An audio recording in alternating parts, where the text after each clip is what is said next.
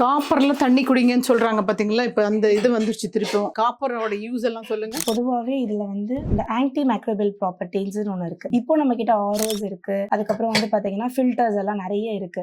முன்னாடி வந்து பாத்தீங்கன்னா நதியில ஓடுற தண்ணி அப்படியே ஸ்டோர் பண்ணி தான் குடிப்பாங்க. இதுல வந்து தண்ணி ஸ்டோர் பண்ணும்போது அதுல இருக்கக்கூடிய இந்த பாக்டீரியாஸ் எல்லாமே வந்து பாத்தீங்கன்னா அது வந்து சாகடிச்சிடும். நம்மளுக்கு பியூரான தண்ணி நம்மளுக்கு கொடுக்கும். இன்னொன்று காப்பர்ல வந்து பாத்தீங்கன்னா 8 ஹவர்ஸ்க்கு மேல ஸ்டோர் பண்ற தண்ணி குடிக்க கூடாது. அது வந்து என்னன்னா நம்மளுக்கு எப்படி நம்ம இதை யூஸ் பண்ணணுன்றதையுமே நம்ம கத்துக்கணும் இல்லைங்களா? இதனால இப்போ வந்து பாத்தீங்கன்னா எல்லாம் நியூக்ளியர் ஃபேமிலியா இருக்காங்க.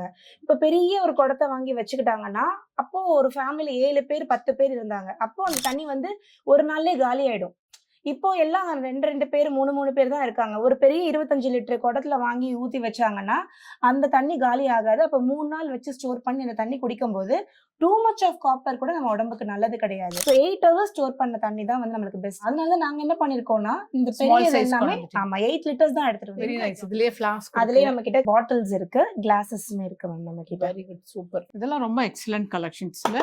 ஆமா, இதெல்லாம் பாருங்க, ரொம்ப பியூட்டிஃபுல்லான கலெக்ஷன்ஸ், ரொம்ப நல்லா இருக்கு. ராஷ்ல எல்லாமே அவைலபிளா இருக்கும். நீங்க வந்து வாங்கிக்கோங்க.